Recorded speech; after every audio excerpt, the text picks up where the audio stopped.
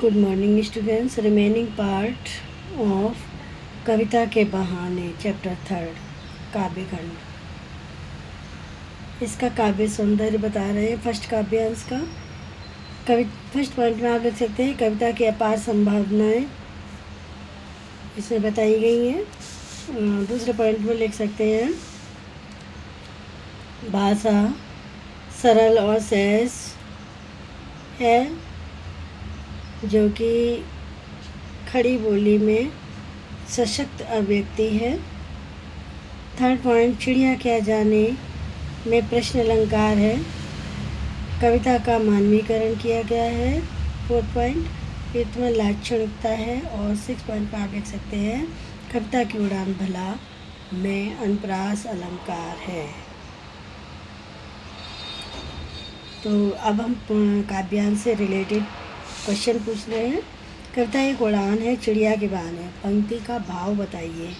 तो इसका उत्तर है कि चिड़िया को उड़ते देखकर कवि की कल्पना भी ऊंची ऊंची उड़ान भरने लगती है। वह रचना करते समय कल्पना की उड़ान भरता है। अगला प्रश्न है कविता कहाँ कहाँ उड़ सकती है। तो उत्तर है कि कविता पंख लगाकर मानव के आंतरिक व बाह्य रूप में उड़ान भरती है। वह एक घर से दूसरे घर तक उड़ सकती है। अगला प्रश्न है कविता की उड़ान व चिड़िया की उड़ान में क्या अंतर है। तो उत्तर है इसका कविता की उड़ान एक बहुत व्यापक होती है जबकि चिड़िया की उड़ान एक सीमा तक ही होती है। चिड़िया कविता की उड़ान को नहीं जान सकती। अगला प्रश्न है कविता के पंख लगाकर कौन उड़ता है। तो उत्तर है कविता के पंख लगाकर कवि उड़ता है। वह इसके सहारे मानव मन व समाज की भावनाओं को अभिव्यक्ति देता है। अगला काव्यांश फर्स्ट ऑफ ऑल रीड। कविता एक खिलौना है। कविता एक खिलना है फूलों के बहाने। कविता एक खिलना है फूलों के बहाने। कविता का खिलना भला फूल क्या जाने, बाहर भीतर इस घर उस घर बिना मुरझाए महकने के माने फूल क्या जाने। तो इसमें महकना जो शब्द आया है इसका अर्थ है यहाँ पर सुगंध बिखेरना। तो यहाँ पर जो कवि कुमार नारायण जी हैं वो कविता की यात्रा के बारे में बताते हैं जो चिड़िया फूल से लेकर बच्चे तक की है। कवि का मानना है कि रचनात्मक ऊर्जा पर सीमा के बंधन लागू नहीं होते। अब थोड़ा एक्सप्लेन करते हैं। कवि यहाँ पर बताना चाह रहा है कि कविता की रचना फूलों के बहाने हो सकती है, फूलों का उसमें वर्णन हो सकता है। फूलों को देखकर कवि का मन प्रफुल्लित रहता है, उसके मन में कविता फूल की भांति विकसित होती है। फूल से कविता में रंग भाव आते हैं, परंतु कविता के खिलने के बारे में फूल कुछ भी नहीं जानते हैं। फूल कुछ समय के लिए खिलते हैं, खुशबू फैलाते हैं, फिर मुरझा जाते हैं। उनकी परिणति निश्चित होती है। वे घर के अंदर बाहर एक घर से दूसरे घर में अपनी सुगंध फैलाते हैं, परंतु शीघ्र ही नष्ट हो जाते हैं। कविता बिना मुरझाए लंबे समय तक लोगों के मन में खुशबू बिखेरती रहती है, अर्थात मन में व्याप्त रहती है। इस बात को फूल नहीं समझ पाता।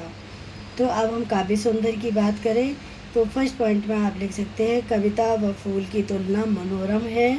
सेकंड पॉइंट सरल व सहज खड़ी बोली भावों के अनुकूल है। थर्ड पॉइंट मुरझाए महकने में अनुप्रास अलंकार है क्योंकि यहाँ पर म वर्ण की आवृत्ति हुई है। और तथा फूल क्या जाने में प्रश्न अलंकार है, क्या वर्ड आ गया है। फोर्थ पॉइंट में आप लिख सकते हैं शांत रस विद्यमान है। और फिफ्थ पॉइंट में आप लिख सकते हैं मुक्त छंद है। अब प्रश्न की बात करें तो फर्स्ट प्रश्न है इसका कविता एक खिलना है फूलों के बहाने, ऐसा क्यों।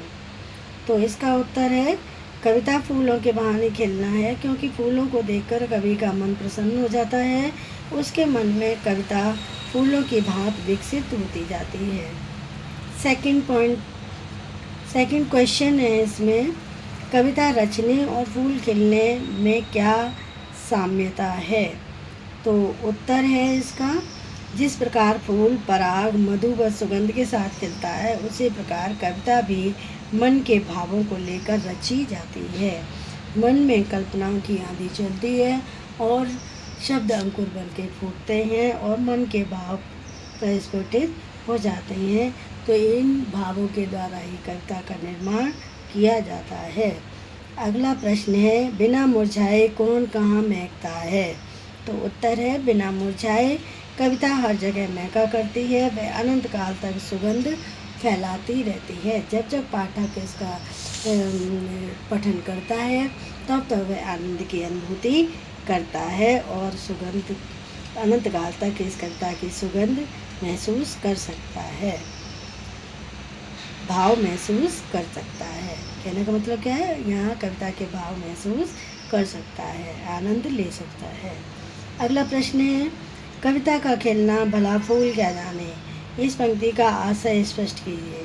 तो उत्तर है, इस पंक्ति का आशय यह है कि फूल के खिलने पर मुरझाने की सीमा है, परंतु कविता शाश्वत है। एक बार बन गई कविता तो जब जब पाठक पढ़ता है तब तब वह कविता के भावों को महसूस करता है और कविता के आनंद को ले सकता है। उसका महत्व फूल से अधिक होता है। अब अगला काव्यांश हम रीड करते हैं। कविता एक खेल है बच्चों के बहाने। कविता एक खेल है बच्चों के बहाने, बाहर भीतर यह घर वह घर, सब घर एक कर देने के माने, बच्चा ही जाने। तो यहाँ जो कवि हैं कुमार नारायण जी, वो कविता की यात्रा के बारे में बताते हैं कि जो चिड़िया फूल से लेकर बच्चे तक की है।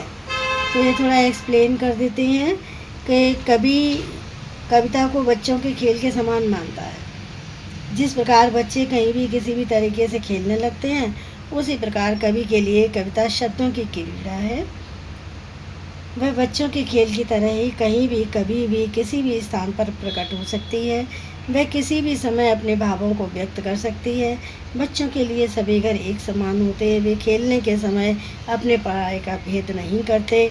इसी तरह कविता जो कवि है अपने शब्दों से आंतरिक व बाहरी संसार के मनोभावों को रूप प्रदान करता है। वह बच्चों की तरह बेपरवाह है। कविता पर कोई बंधन लागू नहीं होता है। अब हम काव्यांश से रिलेटेड कुछ जो काव्य सौंदर्य है वो बताते हैं। फर्स्ट पॉइंट में आप लिख सकते हैं, कविता की रचनात्मकता व्यापकता को प्रकट करती है। दूसरा पॉइंट, बच्चों व कवियों में समानता दर्शाई गई है। तीसरा पॉइंट है, बच्चा ही जाने पंक्ति में से बाल मन की सरलता की अभिव्यक्ति हुई है और मुक्तक छंद विद्यमान है। बच्चों के बहाने में अनुप्रास अलंकार है क्योंकि यहाँ बहु वर्ण की आवृत्ति हुई है और साहित्यिक खड़ी बोली का प्रयोग किया गया है।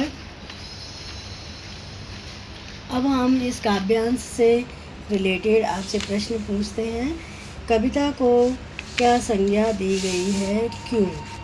तो इसका उत्तर है, कविता को खेल की संज्ञा दी गई है। जिस प्रकार खेल का उद्देश्य मनोरंजन व आत्मसंतुष्टि होता है, उसी प्रकार कविता भी शब्दों के माध्यम से मनोरंजन करती है और रचनाकार को संतुष्टि प्रदान करती है। दूसरा क्वेश्चन है, कविता और बच्चों के खेल में क्या समानता है?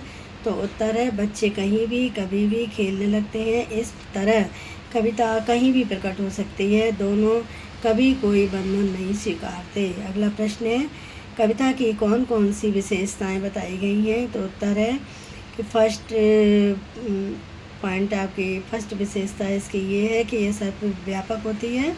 दूसरी, रचनात्मक ऊर्जा होती है इसमें। थर्ड है, यह खेल के समान होती है। फोर्थ क्वेश्चन है, बच्चा कौन सा बहाना जानता है? तो उत्तर है, बच्चा सभी घरों को एक समान करने के बहाने जानता है। तो ये था पार्ट 1। ओके, इसके क्वेश्चन आंसर कविता के साथ के कॉपी में करनी है। सेकंड पार्ट अगले वीडियो में एक्सप्लेन करेंगे। Okay, thank you.